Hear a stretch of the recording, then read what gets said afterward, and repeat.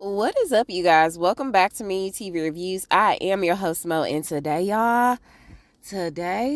we're going to be discussing Love After Lockup, Life After Lockup. This is Season 6, Episode 13, titled Positives and Negatives. I hope you guys have had a wonderful start to your week. Y'all, it is my Friday. Yay. So, I'm ready to get this day over with so I can get my weekend started. If it's your Friday or if your Friday is truly your Friday, I hope you guys stay safe and have a wonderful weekend as you celebrate, all right? So without further ado, let's go ahead. We don't have a synopsis, so let's go ahead and get into the breakdown of these raggedy couples because the only thing that was positive, honestly, is the fact that Brooke had a positive pregnancy test, okay? But we'll get it. Maybe nope, because Letitia and Keith took a L too. So without further ado, let's go ahead and get into it. So we'll start off with the irrelevant couple now, Daniel and Bianca. Okay, real quick, they're still not talking. Y'all remember in the last episode, he ended up getting ready to leave to head to his court date, which is about 2 to 3 hours away, in a different part of whatever state they in. I feel like they're in Arizona. They're in Arizona. Side note, y'all. I once drove all the way from Tennessee to Las Vegas, and y'all being young and dumb and in love, right? So drove all the way to Vegas because we had a mission out there. And we had to drive through Arizona. And so, Arizona is just like desert and like whatever, right? So we ended up going through this one part of Arizona where one of the mountains literally looked like a face, y'all. It was like a smiling face. It was so weird, but it was so beautiful at the same time. Anyway, that's where they are, right? So he's going for his court date. They're still not talking. Now, when we catch up with them in this episode, Bianca's finna get ready to leave the pet store. And I was like, how is this shot? So she's finna get ready to leave the pet store. And she ends up getting a phone call from like his probation officer, his parole officer, whatever. And I don't know what he was talking about or she was talking about on their end of the conversation, but her response was basically like, I didn't know that. We weren't talking. We're still not talking at this particular point. So right? So she ends up trying to call Daniel. Daniel's still not picking up. Long story short, he went to court. No jail time, right? But he's got to pay $50 worth of restitution. And I was like, what the hell did you steal? You ain't trying to steal like no flat TV, no nothing. Yeah, he was probably trying to steal a pack of drawers at this point and some chicken or something. I don't know. It was probably something outrageous, but I'm just like, that is crazy. The fact that okay, all right. If it's a necessity and it's a big corporation, you better Fantasia it up. Okay. So anywho, he's only got to pay $50 of restitution and no jail time, and he's got to do 80 hours of community service. So maybe it was a flat screen TV. So he's not coming back tonight. He does tell her that once he finally does talk to her, he's not coming back tonight, and she's super disappointed in this. And I'm like, for what, girl? You should be happy that he not coming home tonight because y'all ain't been on good terms no way. Honestly, if I'm not on good terms with my boo, I don't think I want to talk to them. And as a matter of fact, I don't even want to share the bed with you.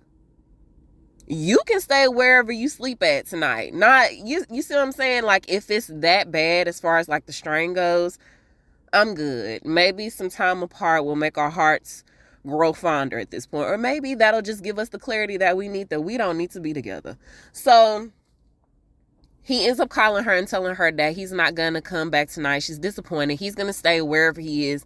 And now she's wondering because wherever he is where like he used to commit crimes and hang out and just live a really rough life, right? So she's wondering if he's out there scoring drugs, if he's doing some bad stuff with some people that he ain't supposed to be linking up with.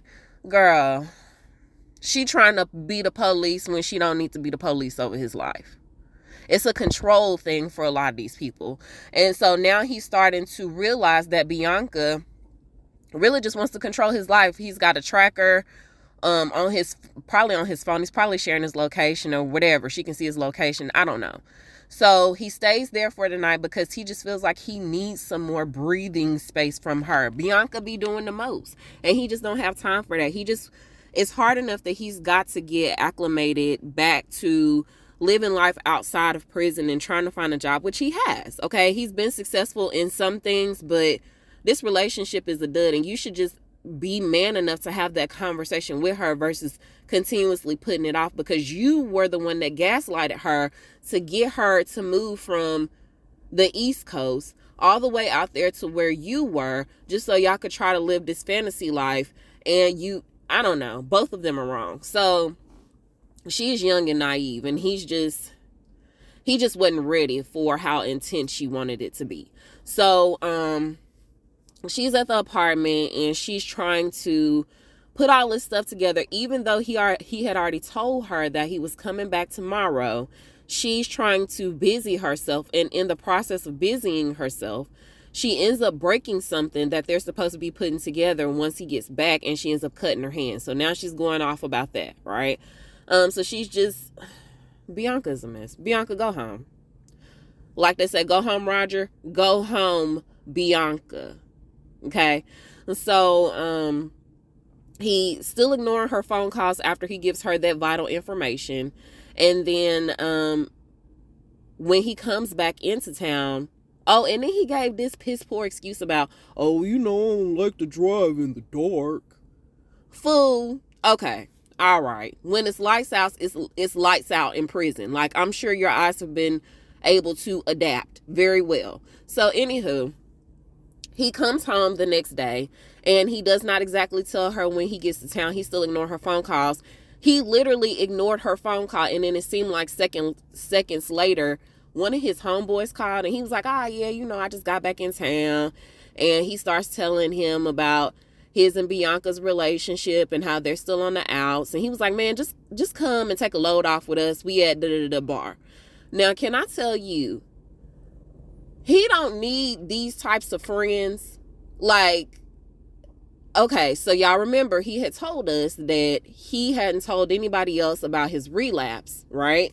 The only time he had relapse was when he was in the airport after his and Bianca's argument. So if they your friends, why are they even inviting you to the bar? Like, if you really taking your sobriety that seriously, like, why even tempt yourself? And then his parents were like going gun-ho about it when Bianca was doing it, but you hanging around friends is basically enticing you to do the same thing. So it makes excuse me, y'all, it makes it a little bit even worse when you get there and they're like, hey man, let's get a drink. For what? For what? Like, some people have the strength and the willpower to be able to go to a bar and order a Shirley Temple or a mocktail or whatever you want to call them, right? Maybe that was what he was going to do, but if these are your true friends, I just wouldn't even invite you to that type of setting. That's it. We can hang out somewhere else, or you can come hang with us once we leave the bar or before we go. So they end up going to this bar, and they're telling him, hey man, let's order a round of shots, this, that, and the third. And he was like, man, I haven't drunk anything since that argument. So now he's verbally letting them know, like, I've been trying to be good, but at this point, because I'm going through what I'm going through, but I lucked out when I didn't have to go to jail, we'll toast to that. Again, not good friends. They're not together anymore, so it doesn't matter. But I'm just like, who are you associating yourself with if you're trying to set yourself up for success? Okay. So let's move on to the next couple. I'm sorry, y'all. I'm going to have to time this out. I'm getting over a cold. So let's go over to Will and Courtney. Real quick, y'all. So Will and Courtney they're still arguing. They're still beefing. Will is still on the phone with Courtney, and he's telling her that he's not going to help her. So we learned that Courtney she has to move from whatever halfway house that she was in prior to her getting this incarceration, this most recent incarceration, to another halfway house. But this halfway house is going to require her to pay rent. And so she's calling Will because she needs the money. He's her husband. She's expecting these things from him. And he's like, girl, for what? Because you can't even keep yourself out of prison. And he was supposed to be giving her an allowance of $1,000 a month. Now, I know he lives in San Fran, and that's one of the most expensive places to live in the country. But I'm just like, $1,000, you going to have to do something. You going to have to earn your keep a little bit better, because no. $1,000 just to behave and stay out of jail, reward stuff that you already should be doing as a human, as an adult. Nah. $1,000 for what? Clarify. So instead of him giving her this allowance that he promised her, he's only giving her $300 according to her. But let him tell it, because she got locked back up right after they had gotten married. I mean, hell, they got married and then she was off to her halfway house and then she went straight back to prison. So it's like, we ain't even been together that long, but I spent all this money on you during your last prison stint. I spent the money on your dress. I spent the money on this wedding. And again, nobody told him to do this. All this rushing into something and it fell flat. Even down to, and I was wondering if he promised her this allowance prior to him finding out that she wasn't going to be able to transfer. I'm sure that's what happened. Transfer to his state where he is. So she's like, you promised me this and da-da-da-da. And he was like, girl, you still ain't even told me what's the extent of your relationship with you and Mark. What is that? Because he's there. He picked you up. He's the one that's been giving you money. And she's like, yeah, because you haven't been. He's the only one that's offered me a place to stay. He's the only one that's offered me any type of support. You haven't even seemed like you were happy since I've been out. Girl, shut up. Shut up, Courtney. She's just so entitled. And again, both of them are wrong. Both of them are wrong. But I just love the way that he's been talking crazy to her. So while he is telling her that she's not being a great wife because she keeps on letting him down by going back to prison for stupid stuff, Mark is over there talking about, well, what does it matter if she's staying with me? Or what does it matter if she's with somebody? Because she had told Will that she was by herself.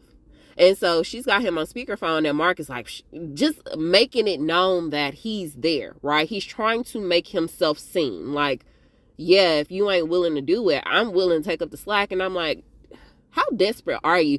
Like, he gives creepy, big white van vibes, okay? With the tinted windows. That's the type of vibe that he gives. Again, he has to be at least almost half her age, double her age. He has to be. So I don't know. He's just so thirsty and so willing to take care of her. And she's like, no. Now, she keeps on embarrassing him by telling Will, like, no, I would never sleep with him. No, this, no, that. And again, he's still willing to give her all this financial assistance and offer her a place to stay when she's clearly trying to friend you. But we know, Courtney, we know. So again, in the background, the producers are asking Courtney and Mark on separate occasions, like, what is the extent of y'all's relationship? Have you ever been intimate? And she's like, oh no, I would never. And then in the last episode at the very end, she was like, well, I might have to do a couple of strange things for a little piece of his change. Or a lot of piece of his change. And then Mark, they finally asked him, and I told y'all I'll be watching it on YouTube. So if they asked at the very end, because they were the last couple to close it out, I don't know what was said, but he was probably like, you want me to tell you the truth? Yeah. Like, hand on hand in the car when she first got released. Y'all in bed together. He's loving on you. Girl, cut it out, Courtney. So he's basically telling her, girl, Will, I'm not giving you no money until you can get your shit together. Until you can get your together, ask that. Ask him. Because I'm not the one, the two, or the three. That's it. And Mark is willing, more than willing, to pick up those trifling pieces of Courtney's life. Y'all, I just can't. And then knowing the fact that she got all these other people, and and Will is trying to call it out for what it is. Like, he's your sugar daddy. And she was like, yeah, well, I'm not sleeping with him. Well, I mean, technically, if he's giving you this money and you offering up your attention, you are a sugar baby. If you're getting paid for services, whether it's time and, it ain't got to be nothing sexual, but time, services, whatever, you're a sugar baby. Cut it out. So, that's them. I hope that he serves her divorce papers. I really do. I don't know if they're still together. At this point, I don't care. I just love the fact that he's talking crazy to her, but Will, you put yourself in this situation. You did. Over to Letitia and Keith. Okay, so y'all, disclaimer, if I miss the minor things, charge it to my head and not my heart. I have to say that in the middle of the episode because I only watched this episode, I want to say like 2 days ago. All right, at this point. So Letitia and Keith. Letitia ends up going, I'm trying to think what she did first. She ended up going to the lawyer's office with his dad. And when they was walking in, y'all, I was like, damn, they look like they could be a couple themselves, because Keith daddy, he looked like he can be an older brother to Keith. That's how good he's kept himself up. Okay, so Keith daddy and Letitia, what's his name? Rock? I feel like that's his name. Anywho, y'all, I'm all over the place. Y'all remember the show Rock with, y'all, I do not remember his name, but he always played, like, if you see his face, you'll know exactly who I'm talking about. So anywho, they end up going to the lawyer's office, and I'm sorry, y'all. They end up going to the lawyer's office, and they're basically trying to see what's going to be what with Keith getting custody of his son, his teenage son, Damari, when he gets out of prison, because he's finna get released from the halfway house. So the lawyer was like, okay, so what steps have you taken? Because Letitia was like, yeah, I'm a good mom, and recently DCFS had taken custody of the kids with Keith's baby mama because they were citing neglect. Okay, and so the kids are in DCF custody, but Keith is trying to get custody of Damari. I don't know about the other baby. Maybe the other baby is with another family member, or they're trying to work some things out with another family member. So, or maybe with the other mom. I'm not sure. So, why did I say that? I don't know how many kids Keith and this baby mama got together, y'all. I'm sorry. I should have clarified that. So, anywho, they're trying to get custody of Damari when Keith come home, and they really want to just get him out of DCF custody. So they went to the lawyer, and the lawyer was like, all right, so what steps have you taken? And she was like, well, I'm a good mom, and, we've really been trying to spend time with Damari prior to his dad's release. I think his dad, maybe is trying to get custody, or he has custody of him right now, but they want to overturn that to Keith. Now, Letitia was like, I talked to the baby mama, okay, and we not best friends or whatever, but we're civil. And apparently the baby mama had signed over her, I guess, temporary custody of her kids to Letitia, but they didn't take it to court. They only got it notarized. And so the lawyer was like, girl, that's not gonna hold up in court. Have you brought it to an official judge? And she was like, no, I got it notarized. And he was like, girl, psh. That was a waste of your time and your gas. That's not gonna hold up. And so then they started talking about how Keith really wants to develop more of a bond with his son. He been locked up for so long. And so then the dad ended up mentioning, oh, well, he been locked up for almost a decade or over a decade, but he didn't go to jail for nothing bad. He didn't do nothing bad. I was like, in what sense? Because if DCFS know that you doing some drug dealing or you got drugs up in your house, they gonna be snatching your kids anyway. Okay? What do you mean? He didn't do nothing bad. No, he didn't. Not in that capacity. Not in a pervy type of way. No, sure. He ain't touching on little babies. But what? Okay. So the lawyer was like, well, if he didn't do nothing bad, I mean, drugs is definitely not a good look to try to go in front of a judge and be like, oh, judge, you should allow me to have my son. And so he was like, if he didn't do nothing bad, then he probably wouldn't have been in jail as long as he did. Now, granted, the system does penalize black men way more for way longer than they would any other race. Okay, let's just keep it a buck. But yeah, no, Keith, that's still not going to be acceptable in the court of family court. So long story short, they're just going to have to keep fighting. And Letitia is disappointed. It is what it is. Okay. But she promises that they're going to bring Damari home eventually. She does mention that she's currently going through the court system as well, because one of her clients, as you all may know, one of her clients is suing her for tax fraud. Okay. So she's dealing with some stuff herself. And I was like, girl, if Keith got custody of that baby, you finna be right in jail. So thankfully he's getting out the halfway house, and it's the night before, and her and baby girl are making him some celebratory desserts. All right, she's baking him a cake, and her and baby girl are having a conversation about her being super excited for him to come home. Y'all know that she loves Keith forever and a day. The oldest girl, she like, I'm very indifferent on him, because we know that that's not her father, but I just feel like there's a lot more there. Like, anywho, it's just a different experience for her. So she has to tell baby girl, like, yeah, no, that's not your real father, but that's definitely not your sister's father. And that's why she is not so head over heels with the idea of him coming home, because I mean, she's already got to get adjusted to that. And then y'all are potentially talking about bringing his son into the factor when she doesn't even know her stepdad, so it's going to be a big adjustment for them.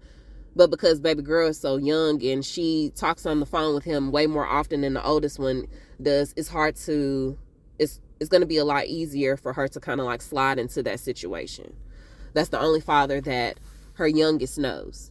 And so she really did think that her dad, that Keith was her biological dad. And she was like, nah, girl. Okay, he's just a great stand-in.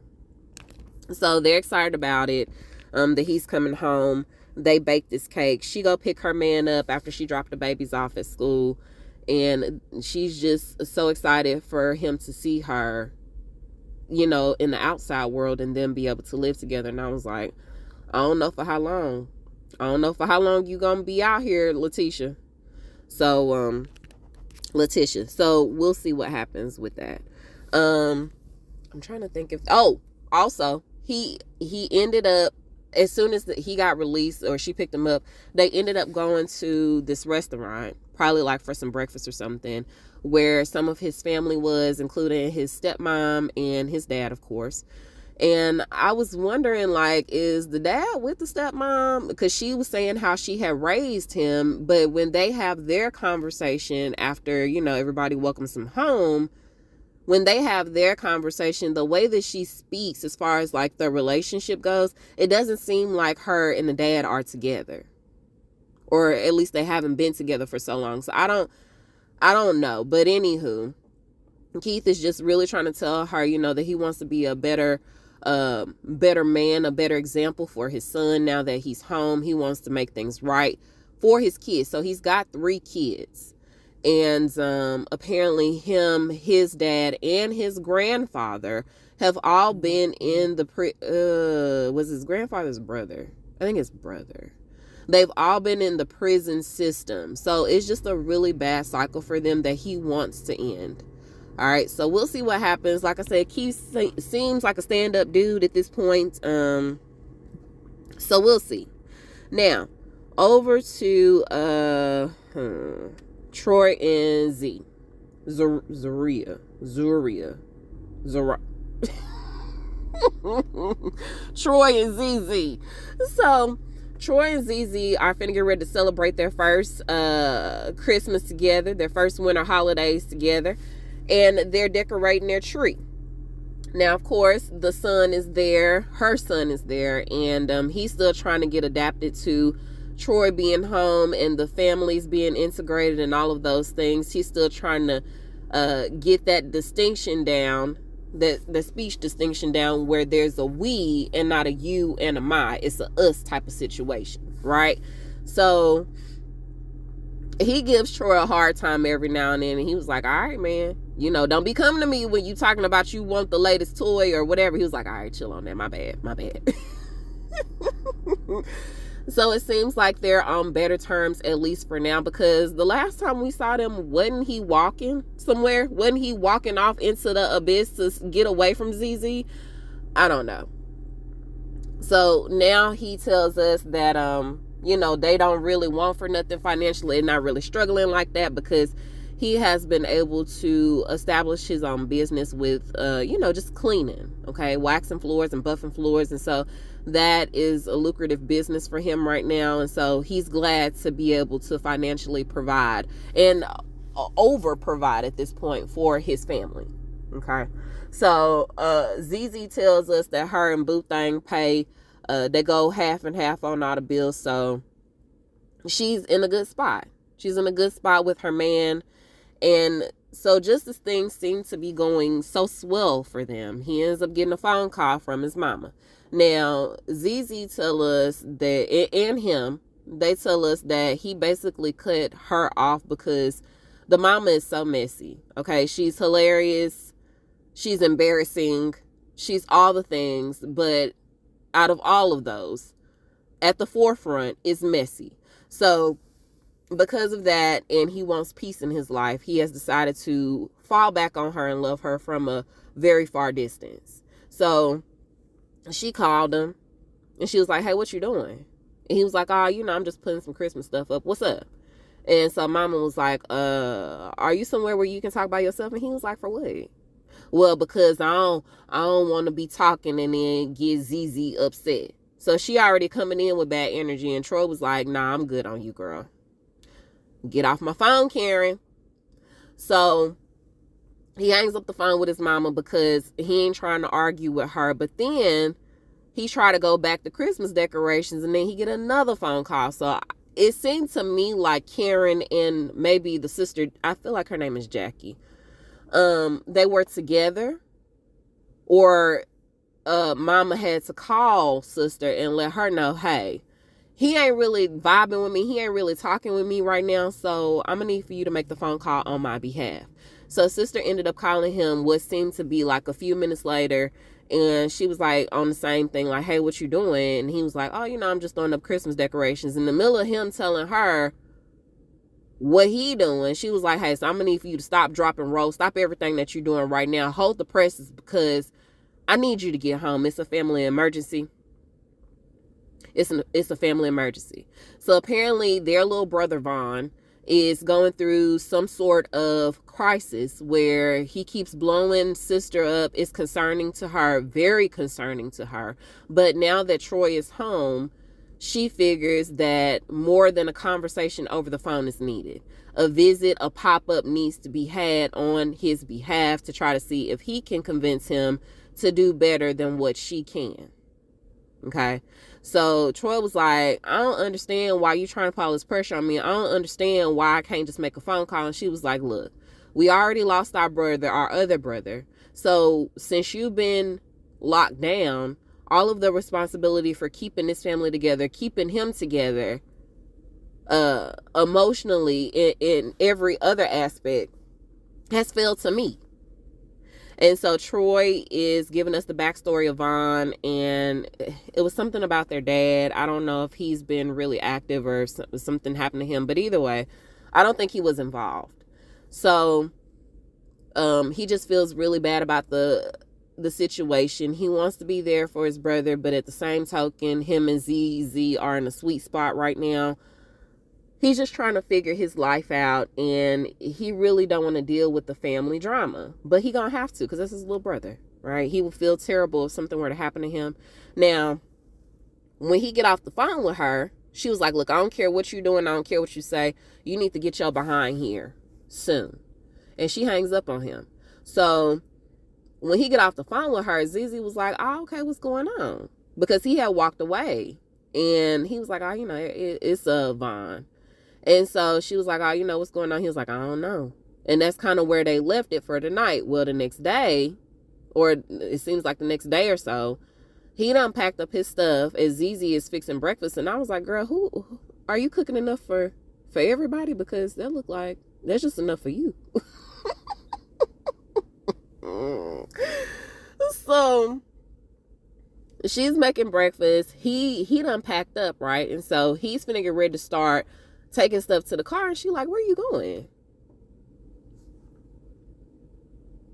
So he was like, girl, I'm finna get ready to go see my family. I gotta go back home. I gotta deal with the situation with Vaughn, because he had been trying to call him and Vaughn ain't been picking up the phone. All right, so now he's really concerned, as he should be. That's his brother, right? So he ain't picking up the phone for him, so now he gotta go really see about him. And she was like, oh, what? Why you didn't communicate this with me? Because when I asked you about it, you tried to downplay the seriousness of the situation, when had you told me, then I would have been like better in the know. Because she feels like omission is a form of lying, which, I mean, it just depends on the situation, right? This is family. ZZ, really? That's his brother. You just gonna have to let some things ride. And so she also brings up the fact that he's probably gonna go see little baby Troy with her little cute self when he's in town. And he was like, yeah, of course I'm going to see her while I'm there, but that's not the initial reason why I'm going there. I'm going to go check on my brother, and then, I'll see her.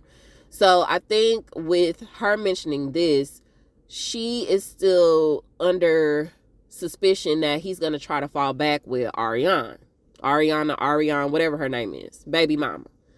So she was like, well, if you would have told me that, I would have been like, okay, I want to go too, so I can try to, gel us together a little bit more about our cohesive co-parenting thing that we're trying to do. And they give us like a little quick flashback of Ariane having a conversation with Troy, basically telling him that she don't want to bring nobody else in the mix when it comes to their child, because they don't even have a decent co-parenting agreement going on right now. And so, he been in prison for a while. He's just she really just needs him to get jailed with the daughter first before he tries to introduce anybody else. Now, in the previous season, I think there was a point in time where ZZ could care less about what happened to little Troy, just because she was feeling away about the baby mama. Mm-hmm. And I think it was kind of like hinted at that, or maybe it was shown that ZZ had left little baby Troy wherever she was, right? And so there was a time period where they thought that she had left her. So, ZZ is unpredictable. She's chaotic. She wants her man, and she's very, very jealous of any forms of relationship, especially a past romantic relationship, and they're going to be in each other's lives forever because they have a kid together. So if you don't set those boundaries, she already feeling away. So it is what it is. All right. He got to go. She's pissed about it. And she basically tells him after she fixes food to choke on his food and die. He was like, you know what? I ain't got time for this. I said what I said. I'm going. Ain't no more conversation about it. So then we go over to, let's do Mike and Justine. I did everybody else except for Brooke and JK. All right. Mike and Justine. We pick up where we left off in the last episode. And y'all, I had saw the fashions. And I had made a mental note to bring up said fashions in the last review that I did, but I definitely forgot to do so. The fashions are hideous. I touched on Justine's denim on denim chaps, how horrendous they were, but when I tell you, that straight jacket that Jay had on, it was given like, the material looked like Missy Elliott Superfly material from her video, and it was just like, y'all, it looked like a bulletproof, one of those bulletproof vests that was made out of like some pleather or some shit. I don't know what that was. It was like a mixture of a bulletproof vest with Superfly material. Trash bag material. So, Justine heard Michael quickly dismiss the thought of continuing their agreement to go along with this wedding. He wanted to put it off so he could try to pursue this investment with Jay and his wife. And she was like, oh, so you gonna dismiss me that quick? Okay, well, cool, I'm done, I'm walking out.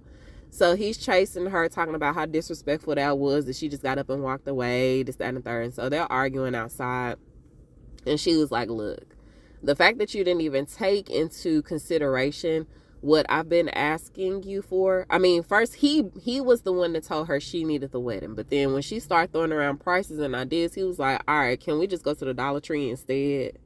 Because we definitely balling on, yeah, a budget. Y'all got 9 mouths to feed.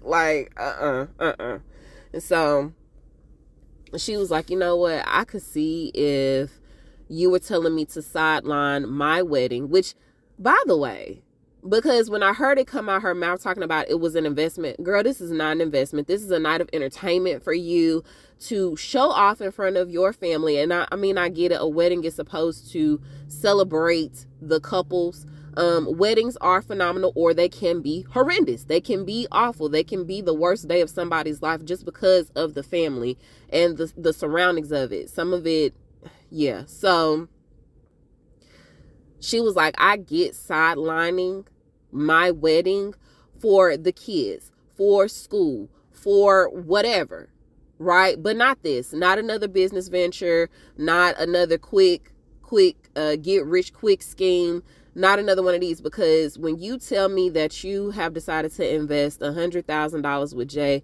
this is just like, this is the, I don't want to say the overlay, but this is just code for you doing some more shady shit. And so he was like, girl, if I was on my Montana Mills, I could give you, I would have been done had the wedding done. We would have been done had your dream wedding. Okay, but we not on the Montana Mills. And I was like, was you really selling like that, Montana Mills? Because we heard. And it was not. It wasn't. So it's good that you probably just decided to pursue other dreams, because that definitely was not a dream. That was a nightmare. So anywho, he was like, girl, if you let me invest this money, I can give you your dream wedding 1,000 times over. And I wonder how many times he sold her on that itself. So for whatever reason, I feel like there was a time lapse in their conversation, because then it skipped to him being a mama's boy. And I was like, where did that even come from? Right?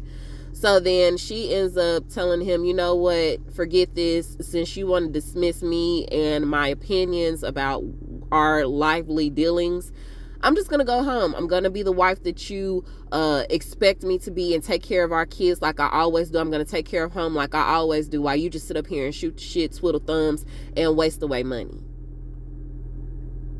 And she walks off.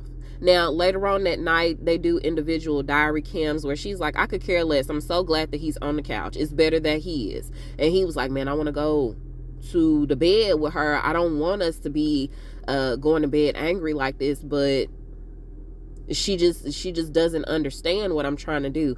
And I get it, Michael, but you still have to come at her in a more gentle way. You already know what she about. You already knew what she was about when you got with her. How much she showed up in a whatever type of car with a cat suit on. And then y'all had matching outfits for somebody said in the comments in one of the reviews that they wasn't getting along no more because they wasn't wearing matching outfits, which I thought was hilarious. They not really seeing eye to eye like that no more. So yeah, you already knew what she was about. She doesn't see things the way that you see them financially. Now, granted, you investing in this barbershop, that could be hit or miss. But at least you're trying to put your money into something that's gonna bring you some money back. Whereas this wedding, you might have some people that'll throw you a couple of $100, but y'all been married already. Y'all been married for a while now, and it sounds like y'all have probably already had an actual wedding before. This is just her dream one, right? So yeah, no, you might have a couple of people that'll throw you a couple $100, maybe $1,000. Okay. But you're definitely not going to see all of that money come back to you plus some. So yeah, I don't know. He sees it, but she just don't understand it. And he's not going about it the right way because he's the man of the house and he wants her to sit down and be quiet. It's better for her to be seen and not heard. She ain't getting the respect that she's supposed to get. So the next morning, he wake up, he grab the baby, or she come down and grab one of the babies. And she going about her way talking about, I didn't really send for you, no way. All right, I'm glad you stayed down here because I ain't come down here looking for you. I ain't want you to come upstairs. And so then his mama comes and he's talking to his mom about it. And she's like, all y'all need counseling. All y'all crazy. Every last one of y'all needs some counseling, which I agree. I agree on that.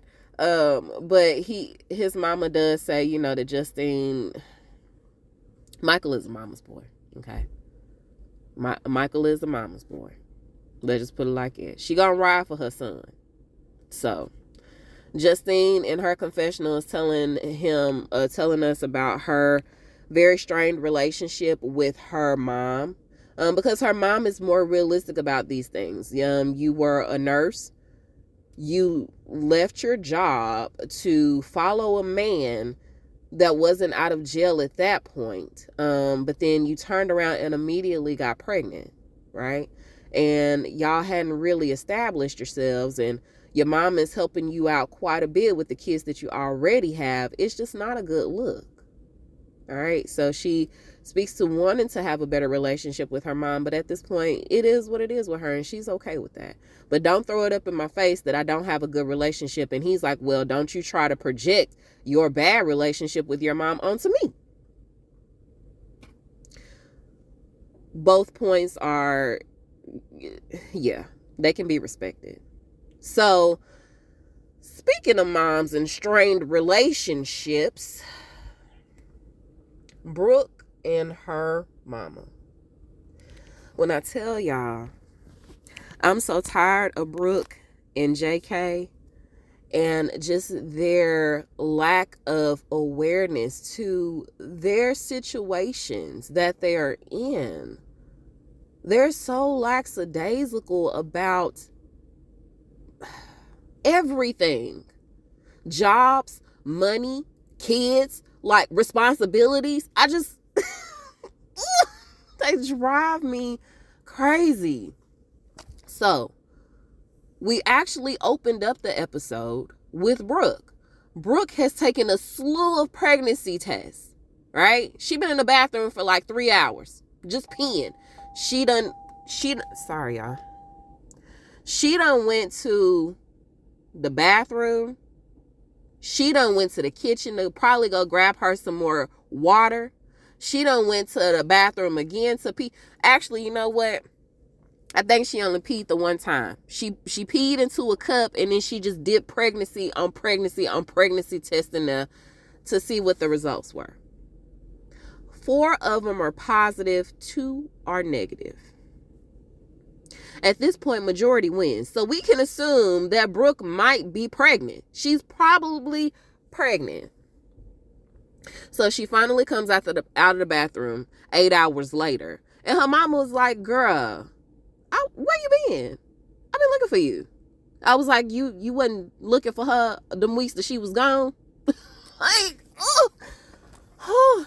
So she was like, girl, where you been? I've been looking for you. She was like, oh, well, I've been MIA because I was in the bathroom. I've been taking, I took a pregnancy test, and some of them say positive, some of them say negative. So she was like, oh my goodness, are you serious right now, Brooke? Are you serious right now? And so then her mama in the confessional is talking about Brooke straight up been lying to me. Every time her mouth opens, she coming out with a new lie, because this heifer done told me time and time again that she was using protection, when we know very much otherwise. Y'all rolling around doing bowling ball yoga in the middle of somebody else's living room that y'all can't even afford to pay rent for, because ain't neither one of y'all got no job, but y'all got all the opinions in the world, right? Y'all rolling around doing a bowling ball yoga trying to impregnate her, but you sitting up here telling your mama, oh, well, I'm taking the necessary precautions. So she was like, you know what? And then she ended up telling her mama that she ain't got no job. So she was like, Brooke. And how that was a surprise to the mama, I don't know. I do not know. I don't know if she started taking these pregnancy tests the day that she got back to her kids or what. But I was like, mama, you didn't know that she didn't have a job? Did you think that she was with JK looking for jobs for 2 or 3 weeks or however long she was there? Because why would she want to get a job when that's away from her boys? Brooke is a walking contradiction, y'all. So she was like, oh my God, Brooke, you don't have a job. JK don't have a job. With the way that y'all be talking to each other and the financial responsibilities that you already have, this baby is doomed before he or she even comes out, before they even splash through the womb. Like, doomed. And so she was like, I don't know why you getting so upset with me. The entire... Her mama is giving it to her straight, like, what the are you thinking? You already have 2 kids that you ain't even providing for, and you trying to bring another one into this world with a man that you so up and down with. Y'all relationship is so volatile, like, it's so toxic.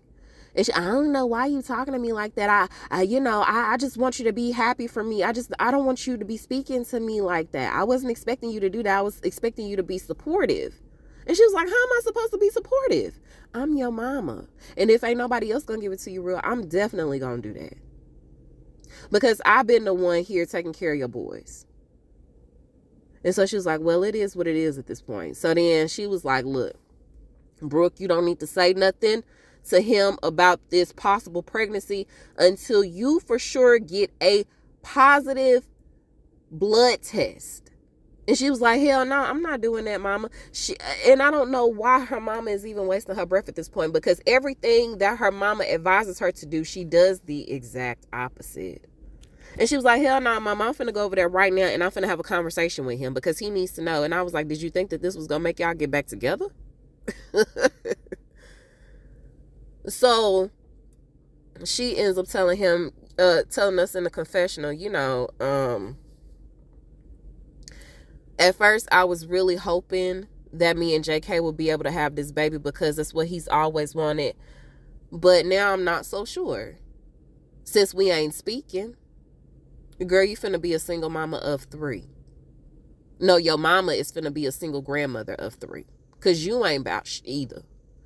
So she ends up going over to JK's. We don't get him wasting nobody else's time but his parents this episode, because he ain't looking at no cars right now. There are no job prospects. There are no hot shot possibilities in this episode. So she goes over to JK's house because JK ain't been answering the phone for her, right? He ain't got no reason to. We ain't talking right now.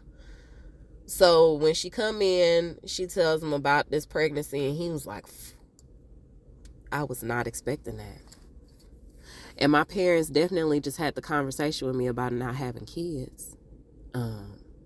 So this ain't gonna go well. So he ends up going to go knock on the door. Again, the parents have been holed up in their rooms for however long because JK and Brooke have just taken over the entire house.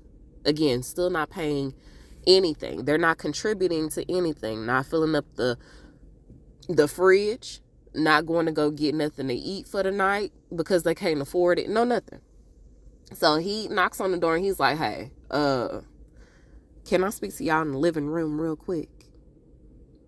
Now, that's one of those things where it's like he should have went in a room and had this conversation so he wouldn't embarrass himself. But instead of him doing that, he decided to bring his parents out on national TV and have this conversation with them, embarrassing them along with himself for the whole public to see. So he sits them down and she tells them that she's possibly pregnant. She had 4 positives and 2 negatives. And the mama was like, are you fucking kidding me right now? Are you kidding me? And the dad is like, oh my God. Because the mama was like, what the what, JK? Like, and so he's like, oh, I'm just going to have to do what I got to do. I got to step up and be a man. I want my child to be provided for, this, that, and the third. She was like, how sway when you ain't got no job? So then the dad starts snapping on him and he was like, your mama just gave you some freaking condoms. What did you think they were? Christmas ornaments? Did you think they were Christmas decorations? He said, I told you not to have a baby with this broad. I told you. So he's snapping off and the mama was like, there. All right, man. That's enough. And he was like, no, because clearly he ain't learned his lesson. What did you tell me when you got out of jail? All right, what did you promise me this time? And I was like, that's just jail talk, stepdad. You should know that. All right. Even though you ain't, romantically involved with him, you should know that that's just jail talk. Even his mama know that. So he was like, what did you tell us when you got out of jail? That you was going to do better because you had learned your lesson. And look at you now. Ain't got no job. You can't provide for yourself, and then you're trying to bring a baby into this when you told us that you was using protection. Well, he told the mama that he was trying to have a baby. You're not ready. Stepdad was like, he ain't learned his lesson. And he ain't gonna learn his lesson. He said, look, y'all thought y'all was grown? Go be grown. Don't come asking us for no money. And I was like, at that point because Brooke and JK was trying to, mouth off, and she's like, oh, so you don't, you should be supportive and you should be happy, this, that, and the third. You should be more supportive of him because don't you trust that he's going to be a good dad? And I was like, there's so much more that goes into being a parent than just, y'all. You should know that, Brooke. Or maybe you don't, because you are an awful mom. Awful. So she's saying all that in the confessional, talking about his parents should be, they should be more supportive of him. They don't trust him that he's going to be a good dad. Girl, okay. We can see this train wreck coming from a mile away. And it's so crazy because you have 2 kids and you still can't see it. So, and then I'll come back to it. So after he tells them this, after they start giving lip back, I was like, you know what? When she told them that she was pregnant, they should have been like, you know what? Because mama was like, y'all gonna have to figure it out. Y'all gonna have to figure it out on your own. Y'all done got yourself in a situation. She should have told him right then and there, you gonna have to go. You gotta go. Because y'all was screwing and doing in my living room. I told you not to get her pregnant. And then that should have been the last straw. You come telling me that your on and off again girlfriend is pregnant when you shouldn't have been. Yeah, no. You and her got to go. Go over there with her mama. Because you can't stay here no more. You're not being responsible. You're not even trying to be responsible. So Brooke ends up leaving, and the way that they left it, he was like, all right, we'll figure it out, whatever. All right. So that's where they at. with that. I do want to bring it back to when Brooke was talking to her mama, and the kids was there for this quick second before she had told her mama that she was pregnant. So the kids was eating breakfast, and then JK was brought up into the conversation by one of the boys, right? And so she mentioned that she hadn't talked to him, and one of the kids had made the snide comment that oh, he's probably with his ex. I was like, what? Excuse me? Y'all some children. Why are y'all even in grown folks' business? And Brooke, why do you think that it's okay for you to be bad-mouthing anybody in front of your kids and getting them involved in your adult? Like, I don't like that. I don't like it. Kids need to remain kids. Anything that has adult conversations involved, they don't need to be in the room. If you having a conversation just to vent about somebody else, go on in your room, go outside, go play, go do something. Just don't be here while I'm discussing what I need to discuss. So the fact that they even know that much, right, is enough for me. But then she ended up telling them that she had to leave. She needs to go talk to JK. And I was really expecting her to be like, yeah, because I'm pregnant. But she didn't. But that's the way the episode ends, y'all. I think I got everybody. The audacity. The audacity of these folks. I cannot, y'all. And please excuse the throat clearing. Like I said, I'm getting over a cold, y'all, so it is what it is. I love y'all. Oh, before I go, I'm gonna do this on a couple of rounds of shows because it needs to be acknowledged. So I want to say real quick, thank you guys for showing up like consistently for me. I don't ask often, or I try not to ask per episode. For y'all to rate or review, okay? But you guys do, and it's been happening more often, so I really, really do appreciate that. It's just a little on me, all right? So y'all help shine the light on your girl, all right? So I want to say a thank you to our girl. Let me not say that. I want to give a thank you to Charisma 15. Is it charisma or charisma? They're saying, y'all, I got a niece. And she's a teenager, right? So on all the handles, it's like extra Y's and A's and all the things, right? So thank you, Charisma. I feel like charisma, the way that it was initially spelled, probably was taken. So I understand. But they left a review for me on Apple. So I appreciate that. It said, meet your new show bestie. Check it out. You will find yourself running to this podcast after finishing episodes of your favorite shows. Mo's demeanor and fresh perspectives are down to earth and a lot of fun. Period. Exclamation point. I appreciate you guys. All right. That's it. Thank you. If y'all do them, if y'all leave reviews, because you know they only allow you to do it on Apple. So if you leave a review, I would definitely shout you out. Of course, if I knew who I was rating, I would shout you out too, but I can't see that, all right? But don't let that hinder you. Do it. Do it. That's it, y'all. I love y'all. I hope you guys have a wonderful rest of your day. Y'all stay safe out there because it's crazy. All right. So that's all I have for now. Until we meet over the airwaves again, I am Mo, and I'll talk to you guys soon. Bye.